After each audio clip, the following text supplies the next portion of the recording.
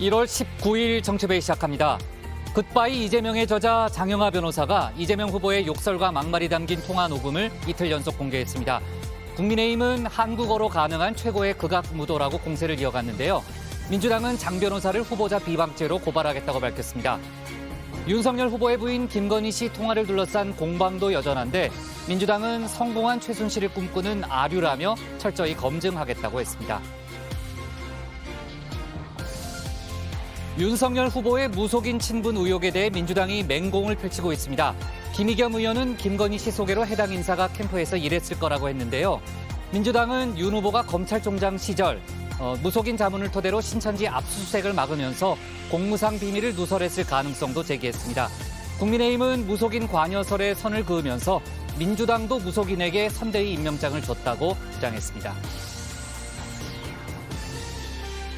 야권 단일화를 두고 국민의힘 이준석 대표와 국민의당 안철수 후보의 기싸움이 팽팽합니다. 안철수로 단일화된다는 안일화 표현에 대해 이 대표는 그보단 간일화란 단어가 더 뜬다고 비꼬았는데요. 간보는 단일화란 뜻이죠. 그러자 안 후보는 이 대표가 자신을 무서워한다고 응수했습니다. 국민의당은 이재명, 윤석열 후보의 양자 토론이 불공정하다며 법원에 방송금지 가처분 신청도 냈습니다. 오늘 준비한 소식 많습니다. 들어가서 본격적으로 정치부회의 문을 열겠습니다.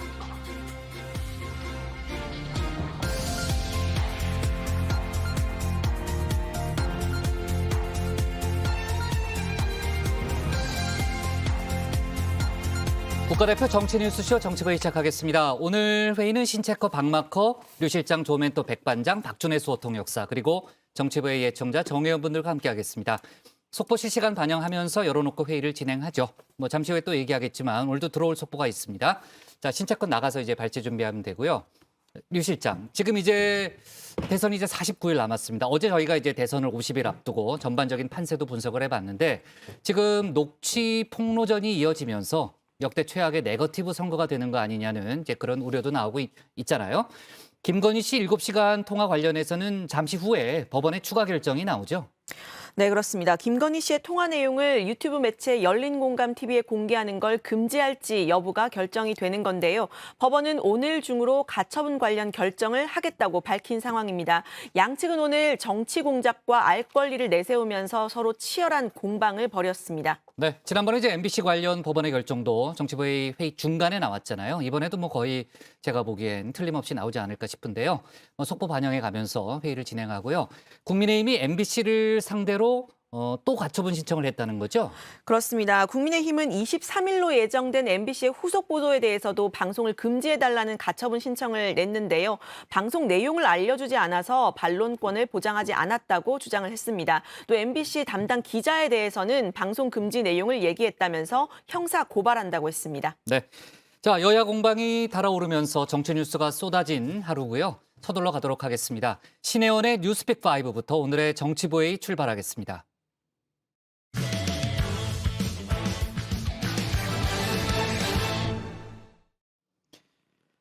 굿바이 이재명의 저자인 장영하 변호사가 민주당 이재명 후보의 욕설이 담긴 160분 분량의 녹음 파일을 공개했습니다. 어제 오늘 연속으로 기자회견을 열었죠. 앞서 MBC가 공개한 국민의힘 윤석열 후보 부인 김건희 씨의 7시간 녹취에 대한 맞불 성격으로도 보이는데요. 자, 조금 전에 이제 유 실장하고 얘기했지만 법원은 잠시 후에 열린공감TV를 상대로 한 가처분 신청에 대한 결정도 내릴 전망입니다. 관련 소식을 신혜원 체커가 정리했습니다. 네, JTBC의 가장 빠른 저녁 종합 뉴스 뉴스픽5 시작해 보겠습니다. 자, 먼저 소개할 토픽은 이 대선 전국에 번진 녹취 폭로전 관련 소식입니다. 160분 욕설 맞불과 7시간 여진이 있고요.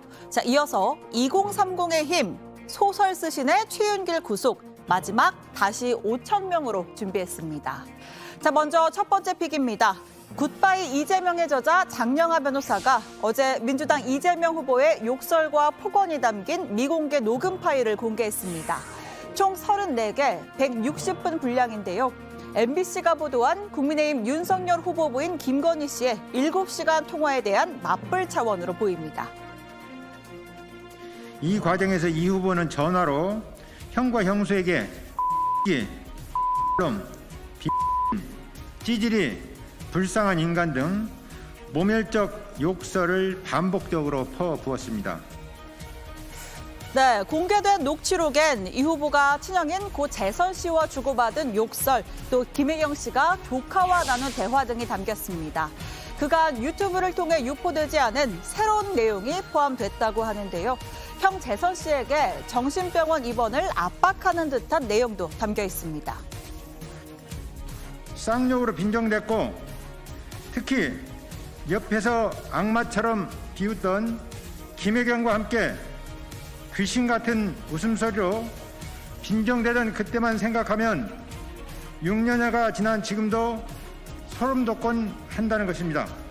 그런 사람을 집권 여당에서 대통령 후보로 공천하는 통탄스러운 현실을 우리가 어떻게 받아들여야 할까요? 국제적 망신 아닐까요? 이 파일이 공개된 직후 이재명 후보는 즉각 자세를 낮췄습니다.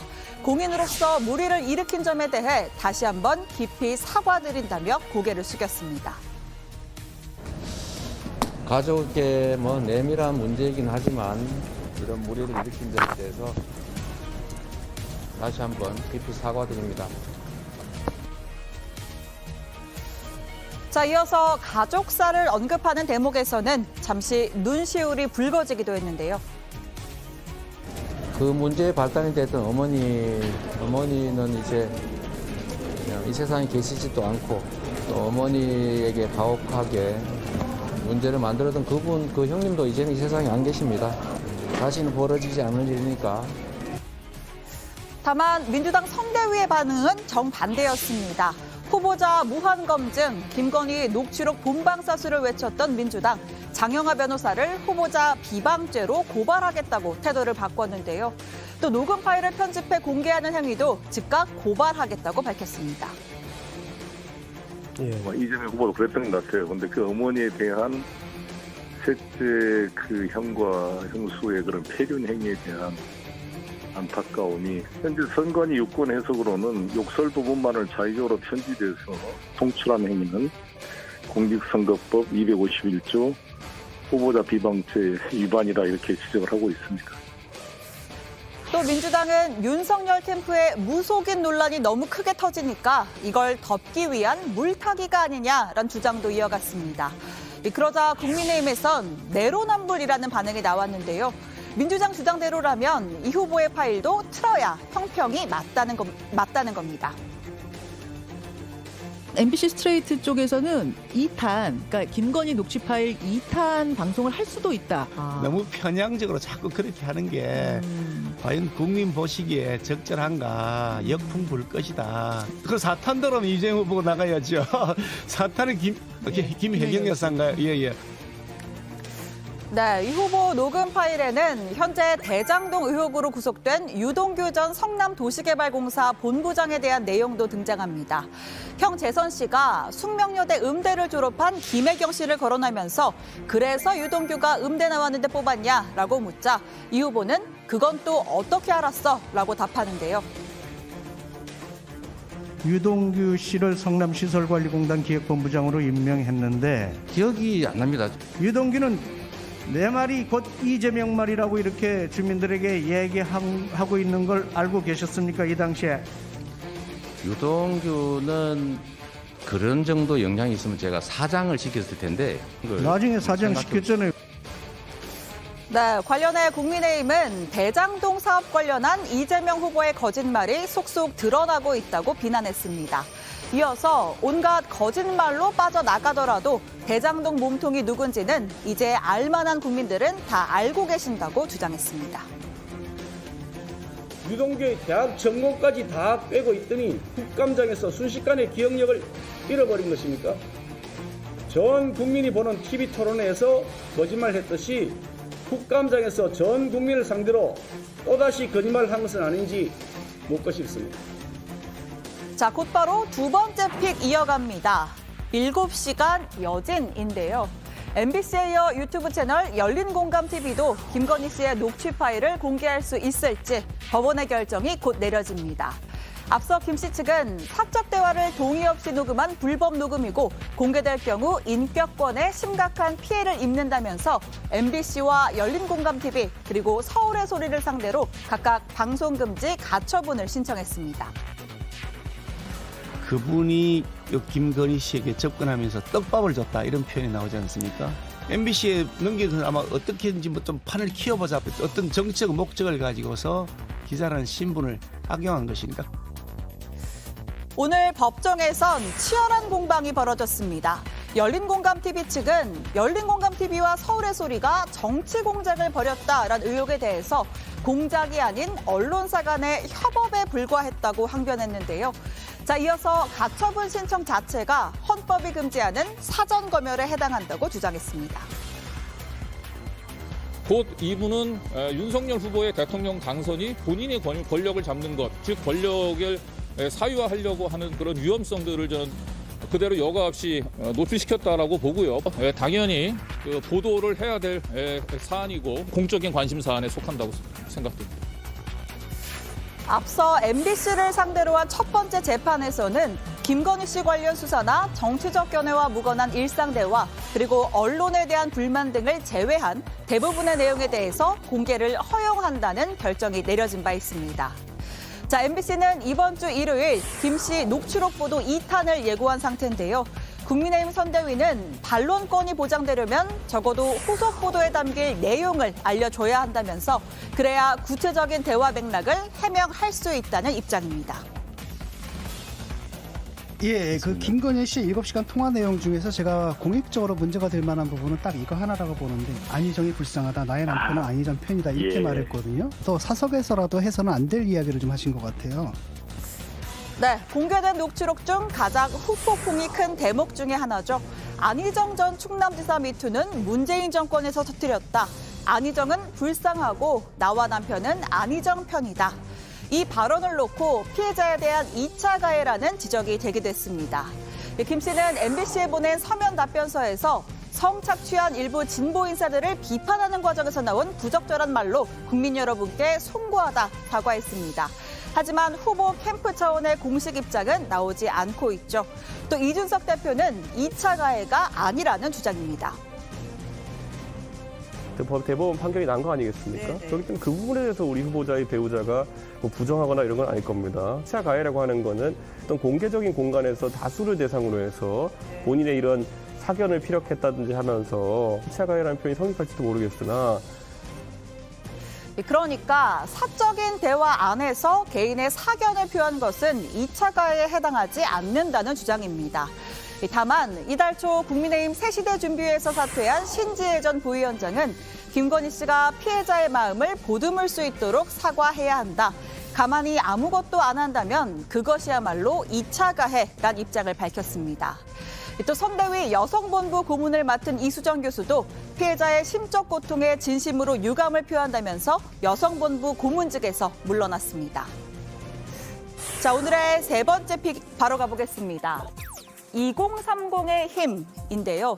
자, 이번 대선 TV 토론이다, 녹취록 리스크다, 단일화다. 참 변수가 많지만요. 이 두 양강 후보의 핵심 지지층만큼은 아주 단단합니다.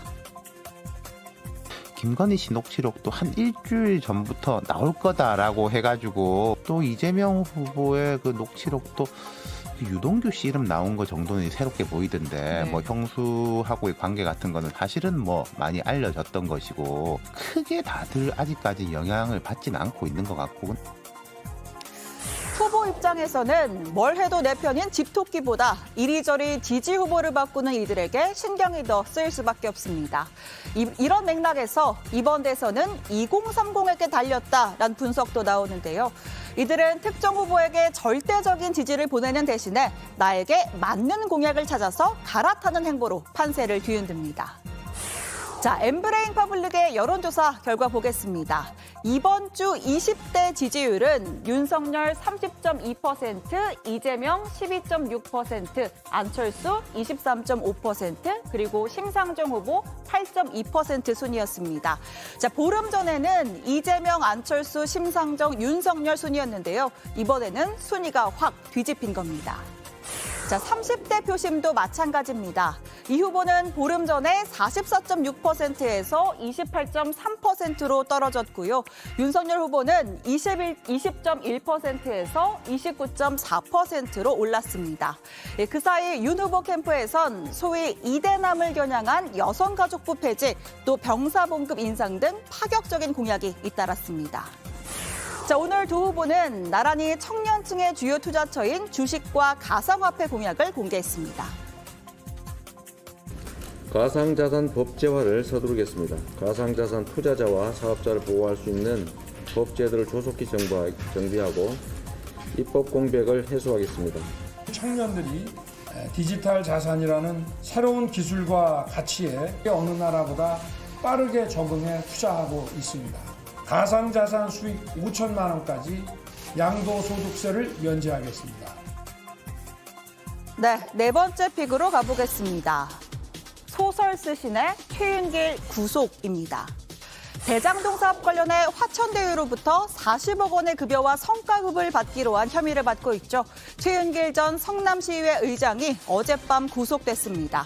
최 전 의장은 2013년 시의회 의장 시절에 대장동 민관합동 개발을 위해 성남도시개발공사의 설립 조례안을 통과시키는데 핵심적인 역할을 맡았습니다. 2020년부터는 아예 화천대유의 부회장을 역임했습니다. 계속 그 로비 의혹 얘기 나오는데 그거에 대해서는 어떤 입장이세요? 40억 수배설은 부인하시는 건가요? 얼마를 받으신 거예요, 정확히? 아유, 참 왜 그러세요? 아예 참. 와, 소설을 쓰시네, 정말. 네, 최 전 회장이 실제 받은 돈은 8천만 원 가량이라고 하는데요. 어제 영장심사에서도 이 청탁을 받은 바 없다 혐의를 부인했지만 법원은 범죄 혐의가 소명되고 증거인멸의 염려가 인정된다면서 구속을 결정했습니다. 네, 오늘의 마지막 픽은 다시 5,000명입니다. 오늘 코로나 신규 확진자 수 5,805명입니다. 지난해 말 이후 약 3주 만에 확진자 수가 5,000명대로 늘어났는데요. 전문가들의 경고대로 오미크론발 5차 유행이 가시화됐다는 분석입니다. 내일이면 국내에서 코로나 환자가 처음 발생한 지 만 2년이 됩니다. 우리나라의 확진자는 총 71만 명이 발생하였으며 그중 6,452분께서 사망하셨습니다. 네, 내일이면 벌써 국내 코로나 발생 2년째라고 합니다. 정부는 그나마 외국에 비해 피해 규모를 줄일 수 있었던 건 전적으로 국민과 의료진의 협력 그리고 헌신 덕분이라고 했는데요. 설 전후 오미크론 확진자 증가는 불가피하다면서 남은 위기도 슬기롭게 극복해 나가자고 당부했습니다. 네, 수요일 뉴스픽 여기까지입니다. 들어가서 원픽도 꼽아보죠. 뉴스픽 5였습니다. 네, 오늘 정치권에 이제 녹취 공방이 뜨겁고요. 또 어제도 제가 얘기했지만 건진법사 등 무속인 관련 논란도 역시 뜨거웠습니다. 자, 무속 관련 공방은 잠시 후에 저희가 톡 쏘는 정치에서 짚어보도록 하고요. 열린공감 TV를 상대로 한 김건희 씨 녹취 파일 가처분 신청 결과가 잠시 후에 나올 걸로 보입니다. 법원이 오늘 중으로는 이제 결론을 내겠다고 했으니까요. 오늘 법정에서 상당히 양측이 치열한 공방을 벌였죠. 네, 그렇습니다. 오늘 신문에서 김 씨 측은 서울의 신문 이명수 기자는 열린공감TV와 사전 모의를 해서 정치적인 목적을 갖고 김 씨에게 접근했다면서 서로 어떻게 답변을 유도할지 상의한 후에 녹음 파일을 실시간 공유하면서 정치 공작을 벌였다고 주장했습니다. 이어서 녹취가 MBC에 이어서 2차로 공개되면 사회 혼란이 가중되고 국민 분열이 촉진될 것이라고 하면서요. 녹취 파일 공개를 금지해달라고 요구했습니다.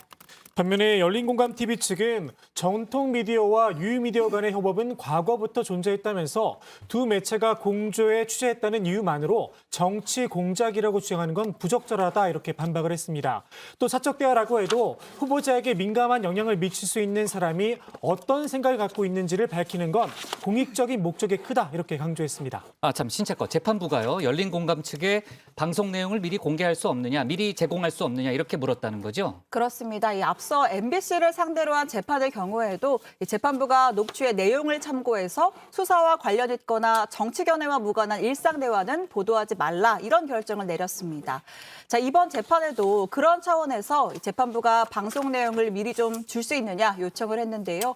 하지만 열린공감TV는 편성권 부분이라 안 된다라면서 사생활 관련 내용은 절대 밝힐 계획이 없다라고 맞섰습니다. 네.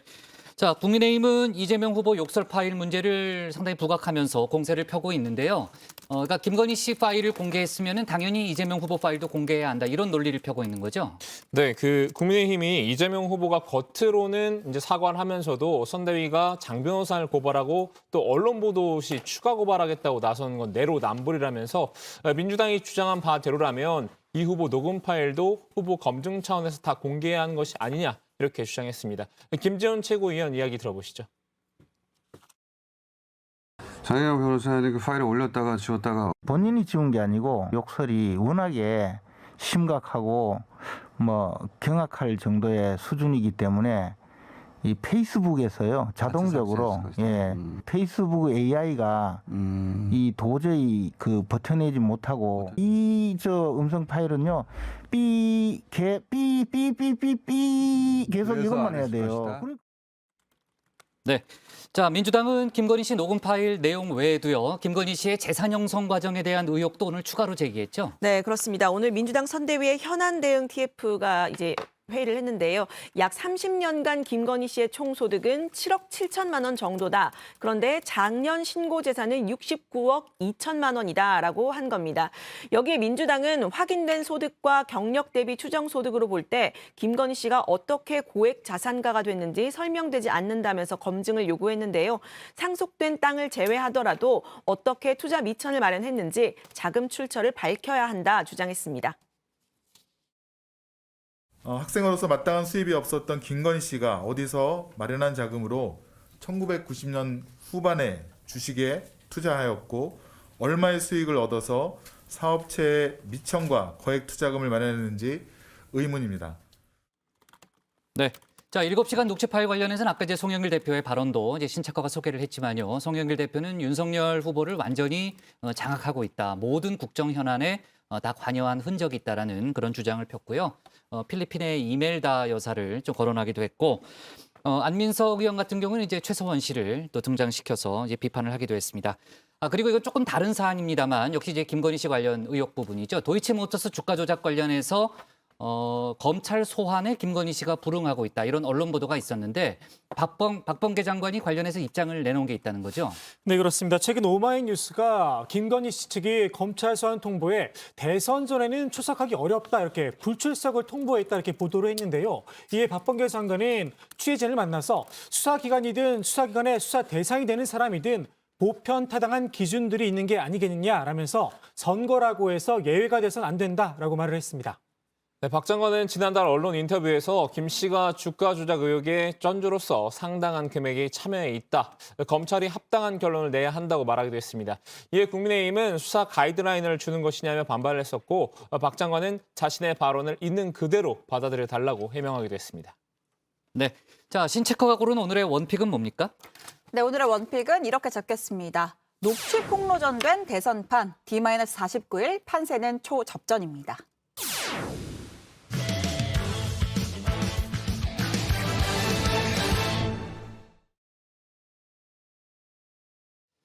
자, 민주당과 국민의힘이 설 전 양자 토론 날짜를 사실상 좁혔습니다. 이달 31일 또는 30일 저녁인데요. 대선을 49일 앞두고 현재 판세, 안개 속이란 분석이 많죠. 그만큼 토론의 중요성이 그만큼 커진 건데 토론 사전 협상을 놓고 양당의 신경전도 치열했습니다.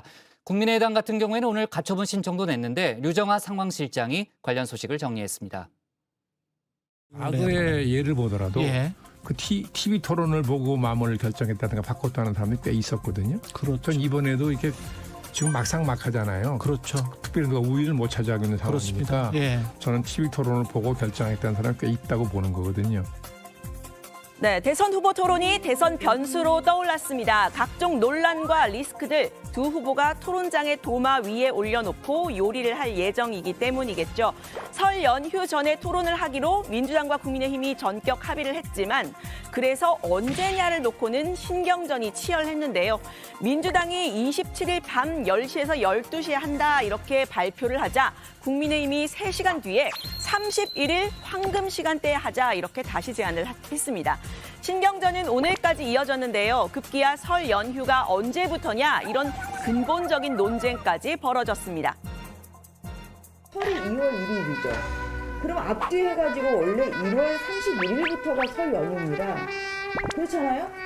설 연휴라는 것이 지금 저희는 1월 31일로 생각하고 있어요. 그런데 민주당이 1월 29일로 그렇게 해석하셔서 보내신 거잖아요. 아니 설 연휴를 우리가 유권해서 전재 의원님, 하셨잖아요. 전재 의원님, 아니 그 방송사들이 민주당 유권해서 일방적으로 했잖아요. 전재 의원님, 전재 의원님, 국민의힘도 공문 보내셨어요, 안 보내셨어요? 보냈습니다. 보내셨죠. 보냈어요. 자, 양당이 같이 공문을 보냈고 합의사항을 보냈고 그래서 그 해석을 방송한다고 그렇게 한 거고. 네, 논란의 설 연휴 전 언제일까요? 달력을 보면요. 민주당이 말한 27일은 설 연휴와 붙어 있는 주말 직전의 목요일입니다. 국민의힘은 설 당일인 2월 1일의 전날인 31일을 말하고 있는데요. 정 회원분들 거기서 거기 아니냐 하고 계실 텐데 유 실장이 전지적 민주당, 전지적 국민의힘 시점에서 따져봐 드리겠습니다. 민주당이 말한 27일 밤 10시에서 12시 연휴 전이기는 하지만요. 평일 밤입니다. 원래 토론이 많은 시간이죠. 이 시간에 토론을 즐겨보는 정치에 좀 관심이 있는 사람들이 주 시청자층이 될 겁니다. 반면에 명백히 휴일인 31일 저녁 7시에서 10시는요. 이 황금 시간대 가족들이 모여있는 가운데 밤잠이 좀 많으신 즉 연세가 좀 있으신 분들도 토론을 부담 없이 볼 수 있는 시간인 겁니다. 그러니까 양당이 각자 지지층이 많이 볼 수 있는 시간으로 하자 이렇게 치열하게 주장을 하고 있는 건데요. 하지만 논쟁은 의외로 쉽게 풀렸습니다. 토론 당사자인 이재명 후보가 이렇게 말을 한 겁니다. 또 미루자고 한다고요? 네, 31일로 하자고. 원하는 대로 하시라고 하면 좋을 것 같고요. 선거 때까지 미루지 않으면 좋겠다. 있는 대로 저희가 잘 설명드리고 또 우리 국민들께서 윤 후보에게 묻고 싶은 것들 대신 여쭙고 저도 답할 거 우리 국민들을 상대로 성실하게 답해서 네, 결국 양당은 31일과 30일 저녁 7시에서 10시 이 두 가지 안을요 방송사에 다시 제안하기로 오늘 아침에 합의를 했습니다. 민주당은 둘 다 거부될 경우에 27일에 하자 이렇게 단서를 붙였는데 나머지 이런 사안들은 날짜가 일단 정해지고 나면 다시 정하기로 했습니다. 31일을 일환으로 그리고 30일을 이안으로 방송사에 요청하는 것에 대해서 저희들은 수용했습니다. 세대가 함께 모이고 또 좋은 시간대가 되어야 많은 국민들께서 시청을 하셔서 이 국가 지도자를 선택하는 데에 도움이 되시지 않겠나. 네, 양당이 이렇게 치열하게 결정을 했는데 문제는 이 토론에 반댈세를 외치는 사람들이 있다는 겁니다. 국민의당 안철수, 정의당 심상정 후보인데요. 일단 안 후보는 최근 지지율의 상승세를 타고 3자 구도 내지는 안일화, 즉 안철수로 단일화를 노리고 있죠. 어제 발표된 엠브레인 퍼블릭 조사 결과를 좀 보시면요. 안 후보로 단일화가 됐을 때가 오히려 윤 후보로 단일화 됐을 때보다 격차가 더 벌어지는 모습 보실 수가 있습니다. 안 후보 입장에서는 이런 심정이겠죠. 놓치지 않을 거예요. 네, 안 후보는 이재명, 윤석열 양자 토론을 막기 위해서라면 민주주의 제도에서 할 수 있는 건 모두 하겠다고 했습니다. 당장 법원에 방송금지 가처분 신청을 냈습니다. 한마디로 말해서 불공정 토론, 독과점 토론, 비호감 토론이거든요. 결국은 이 과정을 보면서 국민들께서 이 거대 양당의 그 어떤 의도, 폐악질이라고까지도 말씀드릴 수 있겠는데 거기에 대해서는 판단하실 겁니다. 네, 심상정 후보 입장에서도 이번 토론이 절박하기는 마찬가지입니다. 최근 심 후보 국가혁명당 허경영 후보와도 비교되는 이런 여론조사 결과가 나왔죠. 의원수 6석의 원내 정당으로서는 자존심이 상하는 상황입니다. 역시 이런 심정이죠. 놓치지 않을 거예요. 네, 초유의 선거운동 중단 후에 닷새 만에 돌아온 심 후보. 정의당의 재신임을 받겠다라고 했는데요. 명절 연휴 저녁의 TV토론 존재감을 드러낼 기회입니다. 이번 대통령 선거에서 저와 정의당 국민들의 재신임을 구하겠습니다. 생각이 다르고 입장이 다른 사람들과도 만나겠습니다. 진영을 넘어서 우리 사회의 보편적인 공통의 가치들을 복원해내는 대선이 되도록 하겠습니다. 네, 정의당 역시 이번 토론에 법적 조치를 취하겠다고 이야기를 했는데요. 이번 토론 선관위 같은 단체가 주관하는 법정 토론이 아닌 만큼 이런 조치 받아들여지지 않을 가능성이 높다는 게 법조계의 시각입니다. 중앙선관위 역시 선거운동 기간 전에 방송사가 주관하는 토론회는 후보자 초청 기준이나 개최 방식에 별도의 제한이 없다는 입장인데요. 결국은 방송사와 토론 참여자들 간의 합의가 중요한 상황이죠. 이번 양자 토론은 민주당과 국민의힘 양당이 이해관계가 맞아 떨어진 토론이다. 이런 분석이 나오는데 이 양당 쉽게 참가자를 늘릴 것 같지는 않아 보입니다. 윤석열 후보 쪽에서는 내가 대표 선수, 야권 정권 교체 대표 선수, 이재명 후보 쪽에서는 예컨대 대장동 이슈 같은 것으로 협공을 당한다면은 같이 공격하면 그건 되게 또 이제 곤란할 수가 있기 때문에 그런 점에서는 이제 이해관계가 일치했다고 볼 수 있겠죠. 네, 다만 민주당은 국민의당이나 정의당을 포함한 토론 열어놓고 있는 상태죠. 국민의 알 권리 차원에서 토론이 더 활발해지는 것 워토류로서 바라봅니다. 일단 토론이 이루어진다면 어떤 장면이 펼쳐질까요? 앞서 민주당 의원총회에서는 선거의 전략 차원에서 바로 이 사람의 영상을 공유했다고 하는데요. 미국 트럼프 전 대통령입니다. You called women you don't like fat pigs, dogs, slobs, and disgusting animals. Only Rosie O'Donnell. This country doesn't have time either. This country is in big trouble. We don't win anymore. We lose to China. We lose to Mexico.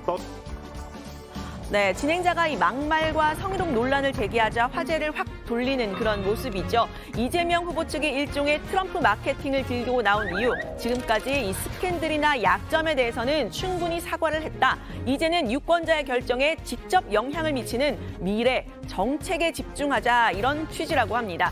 트럼프 대통령은 대표적인 스트롱맨이죠. 별명이 사이다인 이재명 후보와 약간 맞닿은 부분이 있는 듯도 한데요. 당시에 트럼프 후보가 굉장히 많은 스캔들이 있었지만 결국은 그 스캔들에 대한 관점을 가지고 국민들이 선택한 것이 아니라 경제 문제를 해결해 줄 수 있다고 하는 트럼프에 대한 믿음 때문에 선택했다라는, 어느 나라나 그 나라가 처해 있는 위기를 극복할 수 있는 사람들을 대통령으로 뽑았다라는 것을 강조하기 위해서 영상을 공유했고요. 이렇게 외부를 향한 전략을 고민하는 가운데 당내에서는 때 아닌 이핵관 논란이 불거졌습니다. 윤핵관 익숙하시죠? 윤석열 핵심 관계자가 아니고요. 이핵관, 이재명 측 핵심 관계자 얘긴데요. 이 단어를 꺼내든 사람 민주당 정청래 의원입니다. 이핵관이 찾아왔습니다. 이재명 후보의 뜻이라며 불교계가 심상치 않으니 자진 탈당하는 게 어떠냐고. 내 사전엔 탈당과 이혼이 없다고 단호하게 거절하고 돌려보냈습니다. 어머니, 저 탈당해야 됩니까?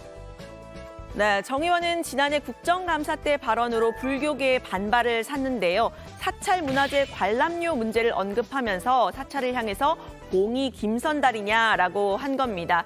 탈당까지 거론된 이유는요. 최근 불교계의 표심이 심상치 않기 때문인데요. 모레 21일에 30개 종단의 승려 5,000명이 모이는 전국 승려대회를 준비하고 있습니다. 민주당 의원들은요. 지난 17일 조계사를 찾아서 이렇게 108배까지 직접 했지만 불심을 돌리기에는 역부족이었습니다. 승려대회 예정대로 강행하겠다는 방침인데요. 정 의원 역시 앞서 조계종을 찾아서 108배를 하겠다고 했지만 거부된 바가 있었죠. 저도 이제 불교고등학교 출신으로 부처님께 좀 삼배라도 좀 하게 허락하여 주십시오. 네, 오늘은 여기서 좀 정리를 해주셨으면 좋겠습니다. 여기까지 왔는데 부처님께 좀 삼배는 하고 좀 갔으면 좋겠습니다. 오늘은 들어가시면 좋을 것 같습니다. 네, 불교계는 2월 말 범불교도 대회도 지금 예고를 하고 있는 상태인데요. 범불교도 대회 지난 2008년 이명박 정부 때 이렇게 마지막으로 열렸습니다. 이런 모습이었는데요. 불교계는 정 의원의 제명을 요구하고 있습니다. 이런 불교계의 최근 반성의 기미를 드러냈던 정 의원은 이런 가운데 이핵관을 언급을 하면서 탈당을 거부하고 있는 이런 상황이 된 건데요. 이런 부분은 이 후보 측에 대한 항의가 담겼다는 해석이 나옵니다. 대표적인 친문 인사로 꼽히는 정 의원의 행보엔 최근 민주당 내 핵심 지지층 일부에서 이 후보에 대한 비토 정서가 흘러나온 것과 무관하지 않다는 분석 나오고 있습니다. D-49, 이제 일주일이 7번 지나면 대선인데요. 대선 후보들의 행보 앞으로도 다정회에서 전해드리도록 하겠습니다. 오늘 발제는 이렇게 정리합니다. 이재명, 윤석열, 이달 말 양자 토론, 심상정, 안철수는 반발, 민주당에 등장한 이핵관. 네, 류 실장이 정리했지만 아마도 이제 양자 토론이 30일이나 31일 양자 중에 뭐 하루가 선택될 가능성이 매우 높은 상황이네요. 네, 관련 속보가 들어오면 저희가 추가로 얘기를 해보고요. 민주당 이재명 후보의 행보를 좀 짚어볼게요. 어제 특히 이제 개헌 카드를 꺼내 들어서 오늘 상당히 많은 좀 이제 정치권에 얘기가 오갔죠. 그렇습니다. 이 후보가 4년 중임제 개헌을 꺼내 들었습니다. 이 후보는 개헌 이슈에 대해서는 뚜렷하거나 구체적인 입장을 내놓지는 않았었는데요. 어제 한 언론과의 인터뷰에서 권력 구조에 대한 논의도 필요하다. 권력이 좀 분산된 4년 중임제가 세계적인 추세다라고 말했습니다. 총선과 지방선거 등의 일정을 고려해서 임기를 1년 단축하는 방식도 고려할 수 있다고 했습니다. 들어보시죠.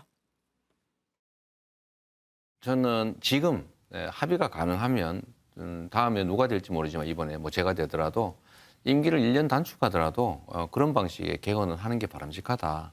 그렇게는 생각합니다.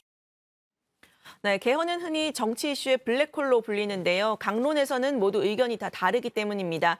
야권에서는 난색을 표했는데요. 윤석열 후보는 앞서 지난해 12월 관훈 토론회에서 개헌은 국민적 합의를 지켜봐야 하는 문제다. 정치인은 내각제를 좋아하지만 일반 국민은 대통령제를 많이 선호한다면서 개헌 논의와는 좀 거리를 뒀습니다. 국민의당 안철수, 정의당 심상정 후보는 개헌에는 찬성하지만 분권형 대통령제에 방점을 찍고 있는데요. 안철수 후보는 임기 단축을 포함하는 이 후보의 개헌 주장을 깎아내리기도 했습니다. 지금 현재 제왕적 대통령의 권한을 가지고 있는 사람이 4년 중임제가 되면 모든 권한을 총동원해서 재선될 겁니다. 그러니까 이건 사실은 대통령을 8년 하겠다는 주장과 저는 똑같은 주장이라고 생각합니다. 네, 안철수 후보의 주장에 대해서 이재명 후보가 오늘 뭔가 좀 오해가 있는 것 같다라는 이제 그런 입장도 내놨는데요. 자, 아무튼 이제 개헌 논의는 워낙 이제 큰 이슈니까 앞으로의 속보를 저희가 좀 지켜봐야 될 것 같고요. 사실 이재명 후보가 그동안 좀 그 사람들한테 영향을 미치는 생활 밀착형 공약을 많이 내놨잖아요. 네, 그렇습니다. 일명 그 소소하지만 확실한 행복, 그러니까 소확행 공약이라고 해서 탈모인에 대한 건보료 지원이 이슈가 됐었는데요. 이 후보는 최근 세대와 성별, 보수와 진보를 가리지 않고 전방위적인 공약을 내놓고 있습니다. 오늘은 오전에는 2030 세대를 겨냥한 가상자산 간담회에 참석을 했는데요. 가상자산업을 제도적으로 인정을 해서 다양한 사업 기회를 보장하겠다고 했습니다. 객관적 상장 기준을 마련하고 공시제도를 투명화하겠다고 했는데요. 민주당 정부에서 가상자산을 마치 없는 것처럼 부정해 가상자산 시장 발전이 지체된 점은 문제가 있었다면서 사과하기도 했습니다. 네, 오후에는 동작구양 경로당을 방문해서 노인 공약을 발표했습니다. 60세 이후부터 공적연금이 지급되기 전까지 연간 120만 원의 장년수당을 임기 내에 도입하겠다 이렇게 약속을 했고요. 국민연금의 경우 61세에서 65세부터 또 기초연금은 65세부터 지급이 되죠. 퇴직 후 연금을 받기 전 공백을 메우겠다는 겁니다. 소득하위 70% 이하에게 지급하는 기초연금의 부부 감액 규정을 없애겠다고도 했는데요. 임기 말까지 노인 일자리를 80만 개에서 140만 개로 늘리겠다라고도 했습니다. 노인층을 겨냥한 소확행 공약으로 임플란트 건강보험 적용 연령을 현 65세에서 60세로 단계적으로 하향을 하고 65세 이상은 현재 2개 지원에서 2개를 더 늘려서 모두 4개까지 건강보험을 적용하겠다라고 밝혔습니다. 이재명 후보가 온라인 커뮤니티에 또 직접 글을 썼다는 거죠? 네, 이 뽐뿌 큐라고 하는 이 커뮤니티에 글을 직접 썼는데요. 이 후보는 이 글에서 날카로운 비판, 정책적 제안까지 다양한 말씀을 해주실 것 같아서 들렀다. 이렇게 소통을 강조했습니다. 또 직접 글을 올리는 사진도 공개를 했는데요. 이 해당 커뮤니티는 이제 소위 친여 성향으로 분류가 되는 커뮤니티입니다. 이 댓글에는 2030 남성들의 분노를 헤아려달라, 반패미 선언을 해달라 이런 글들이 달리기도 했고요. 최근 이 후보는 비롯해서 2030을 겨냥해 여러 커뮤니티에 글을 올리고 있습니다. 앞서 보수 성향으로 분류되는 FM 코리아에서는 글을 삭제당하기도 했었습니다. 네, 또 오늘 저녁에는 유튜브 채널 닷페이스 출연 영상이 공개가 되는데요. 오늘 밤에 공개돼요? 네. 일각에서는 이 닷페이스를 페미니스트 방송으로 규정하고 이 후보의 출연에 반발하는 움직임도 있었습니다. 예고 영상을 보면 이 후보가 여성들을 가로막는 유리천장이나 여성 공약 등에 대한 2030 여성 4명의 물음에 답하는 내용이 될 것으로 보이는데요. 이 후보는 이대남을 집중 공략하는 윤석열 후보와 차별화를 좀 하면서 성별과 세대를 포용하는 통합을 강조하고 있습니다. 다만 일각에서는 여전히 출연에 부정적인 시각도 있기 때문에 당내에서는 방송 후의 반응에 촉각을 기울이고 있는 상황입니다. 네, 오늘 밤에 공개가 된다니까요. 저희가 그 내용 들어보고 내일 정치부회의에서 추가로 소개하도록 하겠습니다. 오늘 발제 이렇게 정리하겠습니다. 이재명, 윤석열 이달 말 양자 토론, 심상정, 안철수는 반발, 민주당에 등장한 이핵관으로 제목을 잡겠습니다.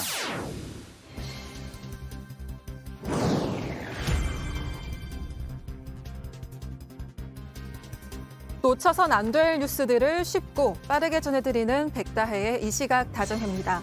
지금 시각 5시 16분인데요. 이 시각 다정회 소식들 먼저 키워드로 살펴보겠습니다. 네, 오늘의 첫 번째 소식은 모든 혐의 부인입니다.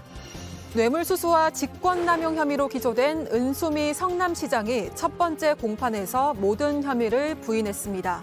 은 시장은 전 정책보좌관인 박모 씨와 공모해서 자신의 사건을 수사하던 경찰관으로부터 수사 기밀을 받는 대신 부정한 청탁을 들어준 혐의로 기소됐는데요.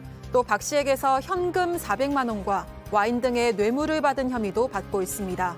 은 시장과 달리 박 씨는 검찰의 공소 사실을 모두 인정하면서도 은 시장에게 준 와인 등은 의례적인 선물이라고 주장했는데요. 은 시장과 주장이 엇갈린 박 씨 측이 재판 분리를 요청한 가운데 다음 재판은 오는 2월 25일에 열릴 예정입니다. 다음 소식의 키워드는 일촉즉발입니다. 우크라이나의 북대서양 조약기구 나토 가입 문제를 두고 러시아와 우크라이나 사이에 군사적 충돌 위험이 커지고 있습니다. 이를 풀기 위한 외교적 노력이 계속되는 가운데 미국과 러시아가 2차 회동을 예고했는데요. 토니 블링컨 미국 국무장관과 세르게이 라브로프 러시아 외무장관이 현지 시간으로 21일 스위스 제네바에서 만나기로 합의했습니다. 지난주 1차로 열린 차관 회담이 성과 없이 끝난 뒤 외교 수장들이 2차 회담에 나서게 되는데요. 지난 회담 이후 러시아는 우크라이나 국경 인근에 병력을 결집했습니다. 다음 달에는 벨라루스에서 대규모 합동 군사훈련을 계획하는 등 우려가 계속되고 있는데요. 추가 회담이 긴장 완화의 돌파구가 될 수 있을지 국제사회의 이목이 집중되고 있습니다. 마지막 소식의 키워드 보겠습니다. 네, 특단의 조치인데요. 홍콩 당국이 약 2,000마리의 햄스터를 안락사시키기로 결정했습니다. 홍콩에서 동물과 사람 간 코로나19 전염 의심 사례가 나온 데에 따른 조치인데요. 홍콩 당국은 지난 18일 한 애완동물 가게에서 햄스터 11마리가 코로나19에 감염된 사실을 확인했다고 밝혔습니다. 또 이들로부터 점원이 감염된 것으로 의심된다고 했는데요. 한편 홍콩 당국의 이와 같은 결정에 대해 동물 보호단체 등을 중심으로 비판의 목소리가 커지고 있습니다. 지금까지 이 시각 다정회 백다혜였습니다. 네, 백반장 속보 잘 챙겨서 이따 다시 한번 만나고요. 다음은 조익신 멘토의 톡 쏘는 정치로 가겠습니다.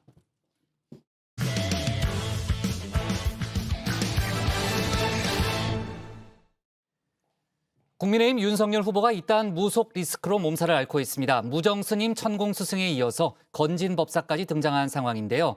국민의힘은 윤 후보와 무관한 인물이다 선을 긋고 있지만 여당의 공세가 계속되고 있습니다.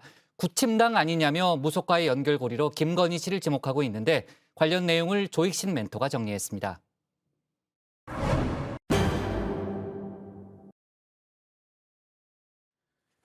이른바 무속 리스크에 곤욕을 치르고 있는 국민의힘 윤석열 후보. 윤 후보의 주 인생 고비마다 무속인이 등장하긴 합니다. 사법고시에 잇따라 고배를 마셨을 때 힘을 실어준 사람, 역술인이라고 알려진 무정스님이라고 하죠. 검사의 길을 걷게 한 것도 부인 김건희 씨와 결혼을 주선한 것도 이 무정스님이라고 합니다. 윤 후보가 검찰총장을 그만두던 시점엔 이른바 천공스승이 등장했죠. 김건희 씨가 연락이 왔다 해서 그러면 내가 있겠다고 해서 만났는데 만날 때 윤 전 총장이 남편이니까 같이 왔어요. 그래서 그렇게 해서 알게 된 사이죠. 정리할 시간이 될 것이다. 이런 코칭을 해줬죠. 그래서 너무 오래 싸우면 모든 검찰들이 어려워질 거니까 그런 것들을 조금 판단하는 게 좋을 것 같다. 김건희 씨가 소개를 했다고 하는데요. 일부에서 멘토가 아니냐 의혹이 제기되자 윤 후보가 직접 선을 긋기도 했습니다. 천공스승님 아십니까? 제가 알긴 하는데요. 예. 무슨 멘토니 하는 얘기는 알겠습니다. 그건 좀 과장된. 알긴 알고요. 이후 왕자 논란을 또다시 겪었죠. 윤 후보는 동네 어르신들이 적어준 거다 해명을 했는데요. 지지자의 토론 잘 하라는 응원 메시지고 이게 저희들이 어릴 때는 어디 뭐 시험 보러 가거나 심지어는 뭐 집에 무슨 대소사가 있을 때도 그 손에다가 이렇게 연세 드신 분들이 많이 써주고 이랬어요. 주술 뭐 운운하는 분들이 있는데 세상에 뭐 이 부적을 손바닥에다가 펜으로 쓰는 그런 것도 있습니까? 대선 후보가 미신을 믿는 거냐 호된 비판을 받았습니다. 아니 무속인이 대통령 뽑습니까? 이거 무속 대통령을 하려고 하는 것도 아니고 이거는 참 유치하다. 미신을 그렇게 믿는 후보가 4차 산업혁명 시대에 이 대한민국 대통령이 되었어야 되겠습니까? 한동안 잠잠했던 무속 논란. 그런데 이번엔 또다시 무속인 건진법사가 등장한 겁니다. 선대본부에서 고문으로 일을 했다 의혹이 제기됐는데요. 윤 후보는 스님인 줄 알았다 해명을 했죠. 참, 뭐 그분이 무속인 맞습니까? 제가 우리 당 관계자한테 그분 소개받아서 인사를 한 적이 있는데 스님으로 저는 알고 있고 법사라고 저는 들었습니다. 그런데 이 건진법사 일광조계종 소속이라고 하는데요. 불교계에서도 낯선 단체입니다. 30개 종단이 참여한 한국불교종단협의회에도 포함돼 있지 않습니다. 가죽을 벗긴 소외 사체를 제물로 올려 사회적 물의를 일으키기도 했습니다. 공교롭게도 무정스님과 천공스승 그리고 건진법사 모두 전통 불교와는 거리가 있는 인물들인데요. 무속인이나 도사에 가깝다고 합니다. 그리고 또 하나의 공통점, 모두 김건희 씨와 직간접적으로 관련이 있다는 겁니다. 내가 되게 영적인 사람이라 그런 시간에 난 차라리 책 읽고 차라리 이렇게 도사들하고 같이 얘기하면서 삶은 무엇인가 이런 얘기를 하는 걸 좋아하죠. 이번에 논란이 된 건진법사 김 씨가 소개를 했다는 보도가 있었죠. 국민의힘에선 선대본 내부의 다른 인사가 추천을 한 거다. 일단 선을 그었습니다. 네트워크 본부에서 위원장을 맡은 분, 이분은 정식으로 위원장을 맡은 분이에요. 이 분과의 친분으로 오일섭 위원장. 예, 그렇습니다. 그래서 그분이 이제 모 의원께 이분을 소개를 했고, 또 그분이 또 다른 의원한테 소개를 했고, 이런 식으로 해서 아마 친분 관계가 형성이 되고, 그러면서 저희 선대본과 인연을 맺게 된 것 같아요. 그런데 자원봉사자처럼 선대본 사무실에 한두 번 오간 것뿐이란 당초 해명과는 조금 결이 다릅니다. 네, 추천을 했다라는 것은 그러면 어떤 일정한 역할 내지 직책을 맡겼다는 이야기가 되는 거잖아요. 그 얘기는. 저희가 인적 검증을 세게 안 했던 건 사실입니다. 그러다 보니까 뭐 사상이나 아니면은 또 생각이나 검증 안 했기 때문에 과거에 뭐 신지혜 씨 사건 같은 것도 일어났던 것이고 그래서 그 맥락에서 일어났던 것이지 지금 선대본부 체계하에서는 굉장히 타이트하게 저희 운영하고 있고 네, 그런 어떤 문제는 없을 거로 보입니다. 국민의힘은 건진법사가 참여한 선대본 네트워크 본부를 해산시켜버렸는데요. 글쎄요, 이런다고 무속 관련 의혹이 해소될지는 모르겠습니다. 당장 건진 법사의 가족도 윤 후보를 도왔다는 보도가 이어졌죠. 처남이 뭔가 수행을 했고 또 다른 또 SNS 뭔가 촬영 이런 거 담당을 했다라는 거 어떻게 해석을 해야 되나요? 저는 그런 것들도 뭐 취재 과정에서 분명히 저희 당내 인사가 또 상황을 잘 모르는 상황 속에서 어떤 제보를 했기 때문에 그런 내용이 나갔을 텐데 실제 파악해 보면 좀 과장이 된 부분도 있을 것이고. 이준석 대표가 이 부분에 대해선 과장이란 표현을 쓰며 명확히 선을 긋지 못했는데요. 열린민주당 김의겸 의원이 관련된 사진 한 장을 내놨습니다. 주요 연결고리는 김건희 씨였습니다. 왼쪽에서 두 번째, 이 노란색 자켓을 입고 있는 분이 이 건진의 따님입니다. 85년생이고요. 서울에 있는 모 예술대학 사진학과를 졸업을 했습니다. 이분이 자기 후배들, 이 서울의 모 예대 후배들, 사진학과 후배들과 함께 찍은 겁니다. 근데 이 배경이 어디냐? 이게 점핑 위드 러브라고 김건희 씨가 2013년도에 세종문화회관에서 주최했던 행사입니다. 여기서 무슨 역할을 했느냐 하면 이게 뭐냐면요.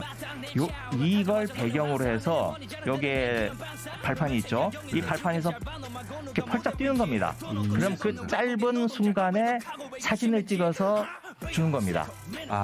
그런데 그 사진을 요 네 분이 찍은 거예요. 건진 법사의 딸이 지난 2013년부터 김건희 씨와 오랜 인연을 이어오고 있다는 주장입니다. 건진의 딸. 네, 페이스북입니다. 페이스북에 보면 30대가 됐는데. 네, 이 페이스북에 보면 일광사 코바나 콘텐츠를 친구 맺기로 되어 있습니다. 코바나 콘텐츠는 당연히 그런 거고요. 일광사는 아버지가 건진이 속해 있는 종파. 김건희 씨는 건진 법사가 몸담은 일광 조계종과도 묘하게 얽혀 있다는 의혹이 제기됐는데요. 노컷뉴스의 보도입니다. 김 씨의 회사 코바나 콘텐츠에서 수차례 후원을 한 H사가 일광 조계종에서 만든 복지재단에 1억 원을 출원했다고 합니다. 또 국민의힘 한무경 의원도 자신이 대표로 있던 회사 명의로 역시 1억 원을 내놨다고 합니다. 이에 대해 H사는 단순한 사회공헌 차원이었다 입장을 밝혔고 한 의원은 재단에 출연한 사실을 몰랐다 해명을 했습니다. 민주당은 국민의힘과 윤석열 후보를 향해 구팀당이냐 맹공을 퍼부었는데요. 특히 이 장면을 문제 삼으면서 건진 법사가 비선 실세였던 거 아니냐 꼬리표를 달았습니다. 나는 없어. 여기 와서 빨리 하고 사진 우리 저기 직원들 다 이리 와. 전부 다. 윤석열! 정부장 앞으로, 옆으로. 저도 이재명 후보하고 15년 지기 친구로 지냈고 그동안은 굉장히 친구로서 편하게 농담도 하고 그렇게 해냈는데 후보가 된 다음부터는 예우를 하고 그에 준하는 어떤 권위를 인정해야 되는 거 아니겠습니까? 제가 어떻게 감히 후보의 등을 두드리겠습니까? 대선 후보인데요. 그리고 또 무속이나 그분이 대통령 후보의 등을 두드린다. 이것은 예사롭지 않은 관계라고 봅니다. 여기에 꼬리표를 하나 더 달았습니다. 바로 최서원 씨의 추억입니다. 무속을 좋아하고 점을 좋아하는 최순실 씨는 뭐 부적 갖고 다니고 또 박근혜 대통령한테 최태민 목사 씻김굿하라고 그렇게 이야기했다고 그러고 실질적으로 정윤회 씨는 그 세월호 그 참사 당일 뭐 무속인하고 같이 있었다고 하고 지금 이때까지 김건희 씨 행태를 보면은 어쩌면 김건희 씨는 성공한 최순실을 꿈꾸지 않았을까. 건진 법사 실세론에 국민의힘은 한마디로 억측이다 반박을 했는데요. 호의를 갖고 누군가가 다가왔는데 그럼 어떻게 거절하거나 뭐 이럴 수가 없잖아요. 근데 그런 점을 잘 알고 있는 분이에요, 이분이. 그래서 어깨를 치는 동작체가 여러 번 돌려봤는데 굉장히 자연스러워요. 그래서 참 이분 대단하다. 저는 그렇게 생각합니다. 어깨를 친다든지 이런 식의 좀 친밀해 보이려고 본인이 하는 제스처를 취했다고 해가지고 그걸 과도하게 해석하기 시작하면은 허경영 씨 아까 말했던 것처럼 미국 정가의 엄청난 거물입니다. 민주당을 향해 내로남불이다 역공을 취하기도 했습니다. 문재인 대통령도 이재명 후보도 무속 논란에서 자유로울 수 없다는 겁니다. 유명 무속인이 선대위 그때 제가 보니까 직함이 그때는 아예 명함까지 파줬어요. 국민공동체 특별위원이었어요. 그리고 그거 했다는 보답으로 2017년도에 문 대통령이 그분을 평통 자문위원으로 임명했습니다. 이재명 후보도 보면은 지난 4일날 보면 무속인들에게 선대위 종교본부 임명장 줬고 작년에 7월인가요? 상교육 TV 나와서는 본인 말로 이런 말을 해요. 지금 사주 보면 내가 되게 잘 나온다. 대선 후보 중에 제일이라고 이런 말까지 해요. 민주당은 해당 인사들이 건진법사와 달리 비선도 아니고 실세도 아니다 주장을 했는데요. 더욱이 이번에 임명장을 준 사람은 무속인이 아니라 역술인이란 점을 강조했습니다. 역술인협회 회장한테 임명장 준 거나 이 건진법사가 캠프에서 뭔 일 도와준 거나 뭐가 차이가 나느냐? 국민의힘에서는 그렇게 말씀하셨습니다. 저희들은 무속인을 캠프에 두지 않고요. 무속인에게 직책을 주지 않고요. 그리고 무속인이 후보의 등을 두드리지 않습니다. 글쎄요, 판단은 국민들의 몫이겠죠. 스님, 스승, 법사, 이젠 도사가 나올 차례일까요? 개인적으로 대추도사, 무도사를 아는 걸로 충분합니다. 오늘의 톡 쏘는 한마디 이렇게 정리합니다. 민심이 천심이다. 네, 민주당과 열린민주당이 합당을 했고 김의겸 의원이 오늘 또 상당히 많은 의혹을 제기했는데 지금 조금 전에 들어온 속보를 보니까요. 국민의힘이 김의겸 의원을 허위 사실 유포로 형사고발했다는 그런 속보가 들어왔습니다. 그러니까 이제 이명수 기자가 있잖아요. 그 코바나 콘텐츠에서 대화를 불법 녹음했다는 게 이제 그 국민의힘 측의 주장인데 선대본의 주장인데 그 이명수 기자에게 들었다면서 여러 가지 허위 사실을 김의겸 의원이 유포했다는 게 국민의힘 측의 주장입니다. 자, 그래서 관련해서 형사고발을 했다는 그런 속보가 지금 막 들어왔습니다. 자, 그리고 반대로 민주당은 윤석열 후보를 검찰에 고발한다는 거죠. 그건 또 뭐죠? 공무상 비밀 누설 혐의라는 거죠. 그 윤석열 후보가 검찰총장 시절에 무속인의 자문을 토대로 신천지 압수수색을 막는 과정에서 공무상 비밀을 누설했다면서 검찰에 고발장을 접수하기로 했는데요. 세계일보가 관련 보도를 했었죠. 건진법사가 신천지 아무개 총재도 하나의 영매다. 당신이 대통령 선거에 출마하는데 건드리면 방해가 된다는 취지의 조언을 윤 후보에게 했다는 보도를 인용해서 고발에 나선 겁니다. 민주당은 당시 추미애 전 법무부 장관 지시에도 경찰에 신청한 신천지 압수수색 영장을 대구지검이 반려했다면서 윤 후보가 총장 시절 직접 지시한 사항이라고 지적하기도 했습니다. 자, 윤석열 후보의 오늘 일정 좀 짚어볼게요. 가상자산 투자 수익에 대한 비과세 공약을 발표했죠? 그렇습니다. 오늘 가상자산 개미 투자자 안심투자 공약을 발표를 했는데요. 청년들이 디지털 자산이라는 새로운 기술과 가치에 세계 어느 나라보다 빠르게 적응해서 투자를 하고 있다면서 가상자산 수익 5천만 원까지는 양도소득세를 면제하겠다고 했습니다. 과세 시점에 대해서는 선정비 후 과세라면서 가상자산 투자 환경 개선을 한 후에 과세를 하겠다는 뜻도 함께 밝혔습니다. 윤 후보는 또 투자자 보호를 위한 디지털 자산 기본법을 제정하고 디지털 산업진흥청도 설립하겠다 약속했습니다. 네. 방역당국이 임신부는 방역 패스 예외자로 인정하기 어렵다는 입장을 밝혔는데 윤석열 후보가 그 방침 철회를 주장하고 있죠. 네, 그렇습니다. 윤석열 후보는 만에 하나라도 태아 건강에 문제가 생길까 봐 감기약 한 알도 제대로 못 먹는 것이 내 아이를 생각하는 엄마의 마음이다라고 강조했습니다.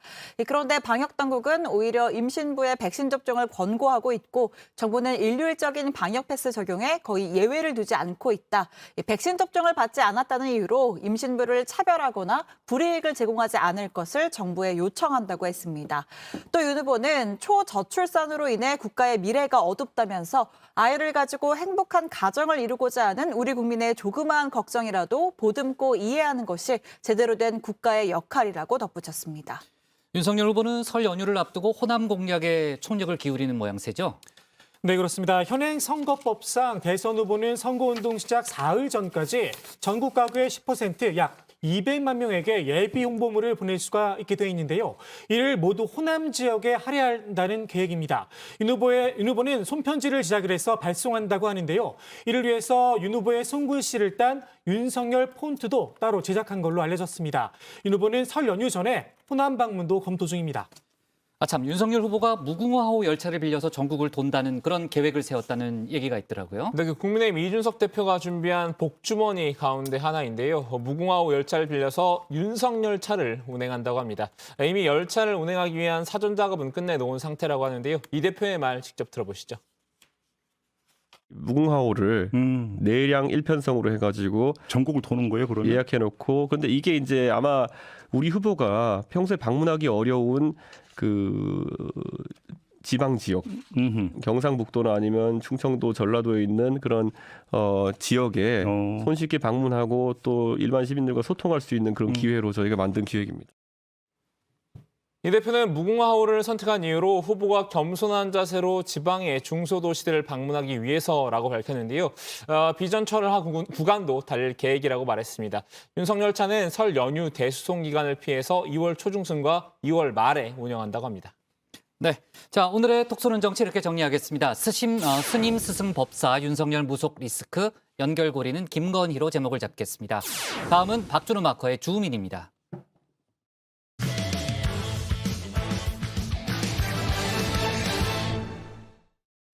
야권 단일화를 놓고 국민의힘 이준석 대표와 국민의당 안철수 후보의 신경전이 뜨겁습니다. 안일화, 간일화 같은 표현이 난무했는데요. 관련 내용을 주민에서 짚어봅니다. 오늘 간만에 서울에 한방눈이 펑펑 내렸습니다. 어렸을 때는 눈을 보면 마냥 신났는데요. 군인일 때는 눈치를 생각에 끔찍했더랬죠. 전문 용어로 이렇게 하얀 쓰레기라고 불렀던 기억이 있습니다. 지금은 몹쓸 직업병 탓인지 몰라도요. 눈을 보고 있으니 별안간 사고 회로가 단일화로 이어졌습니다. 이제 야권은 본격적인 단일화 대전에 막이 오른 분위기인데요. 오늘 벌어진 양측의 기싸움을 보면서 문득 눈싸움 같다는 생각이 들었습니다. 사실 눈싸움 선수는 윤석열 대 안철수여야 맞지만요. 국민의힘은 윤 후보 대타로 나선 분이 있습니다. 바로 이준석 대표인데요. 정치권의 대표적인 톰과 제리 같은 관계입니다. 아직도 정치 평론 같은 버릇이 못하고 있는 것 같긴 합니다만 저는 신경을 쓰지 않는 것이요. 저는 제가 가진 에너지 모두를 쏟아부어서 우리나라 미래에 대한 생각만 하고 있어서요. 안철수 대표는 패널도 못해요. 지금 정치하는 나와가지고 패널이 무슨 뭐 아무나 하는 건지 아십니까? 너는 패널이고 나는 정치인이다. 이런 식으로 접근하는 것 자체가 굉장한 신분의식이고 자의식 과잉입니다. 적당히 하십시오. 지난해 말에 벌어졌던 패널 설전인데요. 사실 톰과 제리는 애증의 관계죠. 하지만 이 두 분에게는 딱히 애가 있나 싶기도 합니다. 스노우볼 효과, 티끌모아 태산과 비슷한 말입니다. 눈사람을 만들 때 주먹만한 눈덩이를 계속 굴리다 보면 커지는 현상에 빗대 복리의 마법을 설명한 용어인데요. 이 두 사람 간 악감정의 크기도 이미 여러 굴곡을 거치면서 스노우볼 효과가 나타나고 있는 것 같습니다. 오늘도 단일화를 둘러싸고 서로 그간 쌓인 감정의 눈덩이를 여지없이 던졌습니다. 먼저 포문을 연 건 이준석 대표인데요. 안 후보의 지지율 상승을 두고 반사이익이라고 쏘아붙였습니다. 또 이렇게 지지층을 특히 저희가 가지고 있던 2030 지지층이 일시적으로 이전되어가지고 수치가 좀 상승했던 것에 너무 고무되어가지고 지금 많은 말을 하고 계시는데 선대위를 둘러싼 갈등 국면 때 윤 후보에게 잠시 등을 돌렸던 이들이 안 후보에게 갔다는 분석이죠. 안 후보가 어부지리를 취했을 뿐 스스로 잘해서 지지율이 올라간 게 아니라고 꼬집은 건데요. 안 후보는 자체 발광이라고 맞섰습니다. 여론조사들을 보면 윤 후보가 어느 정도 조금 오를 때 저는 더 많이 오르고 이런 경우가 많습니다. 그러니까 그것만 봐도 반사이익이 아니라는 증거이기도 하고요. 안철수가 무섭다, 내가 초조하다, 그렇게 그 이준석 대표 발언은 해석하시면 됩니다. 안 후보 도발에 맞도발로 대응했죠. 이 대표가 초조하기 때문에 계속 자신을 견제한 거라고 짐짓 여유를 보였는데요. 마치 지난해 합당대전의 데자뷰를 보는 것 같은 느낌입니다. 계속 반복해 묻습니다. 예스입니까, 노입니까? 이 야마시타 중장이 했던 말이 예스까 노까 항복할래 말래. 이준석에게서 일본군 전범이 연상된다고 하면은 국민의힘은 그렇다면 2차 대전 때 일본군 정도 된다고 인식하는 것입니까? 상식을 벗어나는 발언입니다. 사과하십시오. 안 후보는 여기서 비장의 눈덩이를 꺼내 들었습니다. 이름하야 안일화입니다. 단일화라고 하시더라고요. 그럼 안철수로 단일화하는 거 아니면 안 한다 이런 의미인 거예요? 예, 그런 것 같습니다. 이재명, 윤석열 1대1 싸움이든지 아니면 이재명, 윤석열, 안철수 3대 싸움이든지 어차피 이재명 후보가 이길 확률이 많다고 생각하면 그러면 다른 방법은 없다. 결국은 저와 이재명 1대1로 싸우는 수밖에 없다. 안일화, 안철수로 단일화란 뜻인데요. 이재명 후보와 1대1로 맞붙었을 때 더 경쟁력 있는 후보는 자신이니까 야권 승리를 위해선 안일화가 맞다는 논리입니다. 그간 단일화의 단자도 꺼내지 않았던 것과 비교하면 살짝 기류가 바뀐 셈입니다. 안철수 후보의 톤이 바뀌었어요. 조금 미묘하게 달라진 걸 저는 느끼는데요. 이재명, 윤석열 후보 같은 경우에는 자기가 잘하면 돼요. 그냥 무조건. 근데 안철수 후보가 다자구도에서 1등을 하기는 지금을 봐선 제가 볼 때 좀 쉽지 않아 보이거든요. 그렇죠. 그런 부분에 대한 고려가 왜 없겠습니까? 안철수 후보가 뭐 15% 내외를 가지고 있다 하면 무조건 가는 거죠. 혼자서는 못 이기고 합치면 이길 수도 있다. 이러면 이제 단일화 국면이 시작되는 거예요. 네, 그래서 지금 됐다고 보고 그럼 이 안일화라는 게 가능한 시나리오이긴 할까요? 무조건 안철수로 단일화를 하려면 윤석열 후보의 양보 없이는 쉽지 않을 텐데요. 문재인 후보하고의 단일화 때도 사퇴를 했지 않습니까? 본인이 그랬죠. 2012년 선거 때. 예. 그런 그림인지는 잘 모르겠는데 안 후보의 저런 말씀이 맞아떨어지려면 딱 하나가 있겠죠. 안 후보의 지지율이 폭등을 해가지고 폭등. 윤 후보가 한 3등 정도로 네. 다자에서도 3등으로 밀리고 뭐 양자에서는 말도 안 되게 밀리면은 뭐 그런 그림이 만들어질 수 있을지는 모르겠네요. 안일화는 안일한 생각이란 걸까요? 이 대표는 안일화가 안 후보의 뇌피셜일 뿐이라고 맞받아쳤는데요. 안 후보와의 단일화 과정은 간일화라고 믿고 왔습니다. 그 단일화 협상이라는 것이 지분 싸움이나 이런 것을 비춰지면서 건설적이지 않은 논쟁으로 가는 경우를 국민들께서 많이 보셨기 때문에 그런 간을 보는 형태의 간이라 이렇게 얘기하는 경우도 있는 것 같은데 일반적으로는 국민들이 안 좋은 보기 싫어하는 모습들이 좀 나올 수도 있습니다. 간만 보는 단일화라는 뜻인 것 같은데요. 간철수란 안 후보의 별명을 겨냥한 발언인 것 같습니다.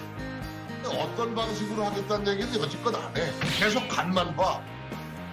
단일화 과정에서 지리한 협상이 벌어지면 오히려 역효과만 날 것이라는 판단인데요. 이 대표는 다자 구도로 가도 윤 후보가 이길 수 있다고 자신했습니다. 이른바 다자 필승론입니다. 한마디로 정리하면 3자 필승론인 거죠. 3자 구도로 가도 이긴다 이런 거죠. 지금 상황의 수치들은 그렇게 나오고 있고요. 이렇게 봅니다. 그 서울시장 선거 때도 비슷한 상황이었지만은 뭐 단일화라는 것이 말 그대로 산술합으로 지지율이 나오는 경우는 드뭅니다. 지난해 서울시장 재보궐선거 때 김종인 전 총괄 선대위원장의 전략과 비슷한데요. 우리가 가지고 있는 이러한 지금 변화의 바탕을 갖다 깔고서 4월 7일까지 가면은 우리가 이긴다는 나는 확신을 갖고 있어요. 3자 구도에서도 이길 수 있다는 그러니까 확신이 있다는 말씀. 이자 구조로 가면은 좋겠지만 단일 후보가 안 돼서 자기도 나가다겠다고 나가는 걸 막을 수는 없잖아요. 김 전 위원장 비록 물러나긴 했지만 이 대표에게 힘을 실어줬습니다. 지금 돌아가는 꼴 보면 단일화가 쉽지 않을 것이라고 전망했는데요.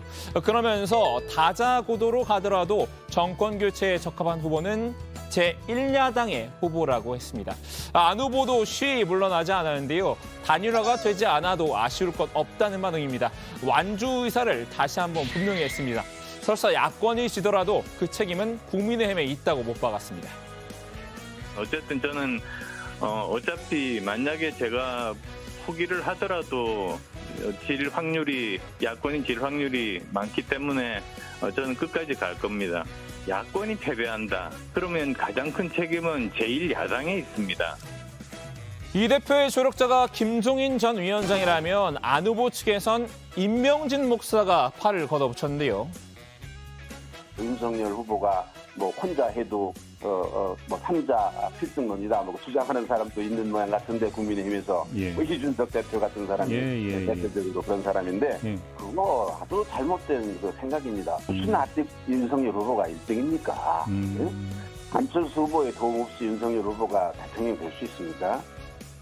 다만 안 후보와는 살짝 결이 다릅니다. 안 후보는 안일화만 가능하다고 하고 있지만 임 목사는 어떻게 해서든 야권 단일화는 필요하다는 뉘앙스입니다. 국민들이 다 60% 이상이 단일화를 지지하는데 안철수 후보가 나는 아니다. 그러면 국민적인 지지를 받아서 대통령 될 수 있겠습니까? 국민들이 아니다. 그러면 안 해야 되는 거고 이거다. 그러면 그렇게 따라가야 되는 거고 그런 게 정치인의 숙명 아닙니까?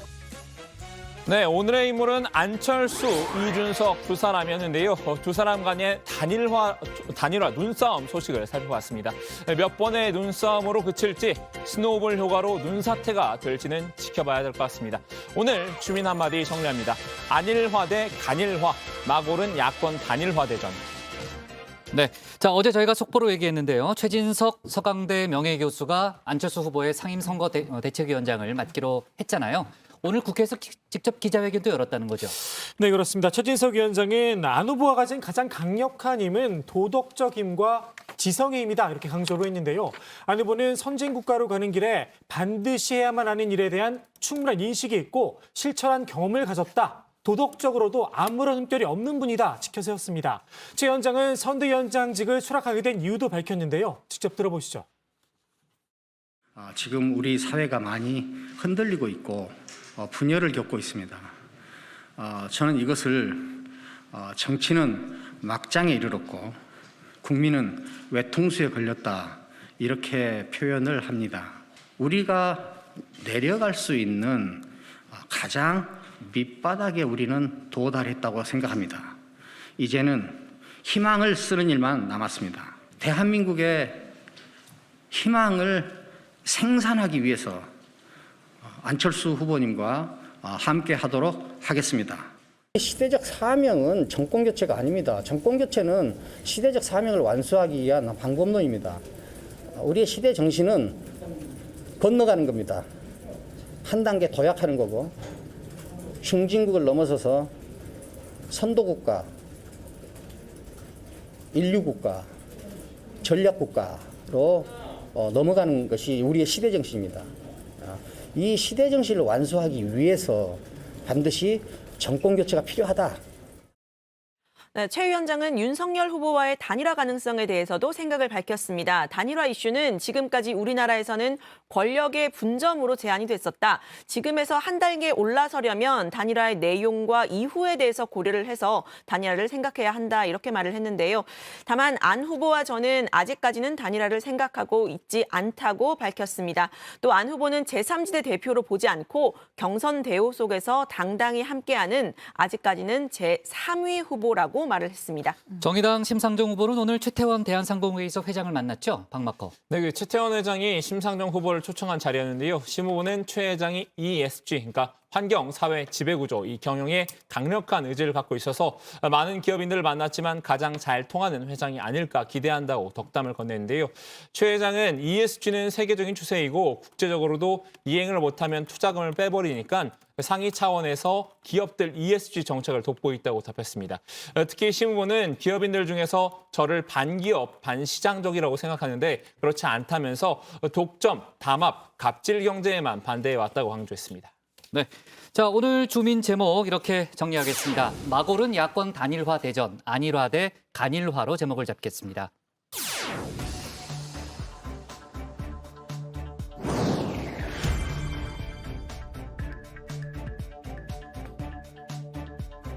이 시각 다정의 백다혜입니다. 현재 시각 5시 48분인데요. 어떤 소식이 들어와 있는지 살펴보겠습니다. 국민의힘 윤석열 대선 후보가 경선에서 경쟁했던 홍준표 의원과 오늘 오후 서울 모처에서 비공개 회동을 갖습니다. 두 사람의 만남은 윤 후보의 요청에 따라 성사된 것으로 알려졌는데요. 얼마 남지 않은 대선 레이스에서 원팀 기조를 확인하는 한편 국민의당 안철수 후보와의 단일화 등 선거 전략 전반에 대한 의견 교환이 있을 것으로 보입니다. 앞서 두 사람은 울산 합의 하루 전인 지난달 2일에도 비공개 만찬을 가진 바 있습니다. 다음 소식입니다. 지난해 서울 노원구의 한 아파트에서 스토킹 끝에 새 모녀를 살해한 혐의로 재판에 넘겨진 김태현이 항소심에서도 무기징역을 선고받았습니다. 다만 재판부는 이례적으로 가석방 없는 절대적 종신형으로 집행돼야 한다는 의견을 냈는데요. 재판부는 사형제가 형벌의 실효성을 상실한 현재의 시스템을 고려해서 무기징역을 선고한다고 말했습니다. 네, 이어서 잠시 후 썰전 라이브에서는 녹취 폭로전으로 번진 대선 전국을 짚어봅니다. 많은 시청 부탁드리면서 지금까지 이시각다정의 백다혜였습니다. 네. 자, 오늘 정치부에는 여기까지 하겠습니다. 아유, 저 속보가 나올 거라는데 아직 나오지 않고 있네요. 네, 열린공감 TV에 대한 가처분 결과, 그리고 내일 또 있잖아요. 서울의 소리에 대한 이제 가처분 신문까지 저희가 추가로 내일 속보로 다루도록 하겠습니다. 저희는 내일 오후 4시 반에 다시 찾아뵙겠습니다. 수고하셨습니다. 네. 신체과 속보 좀 잘 챙겨주세요. 네.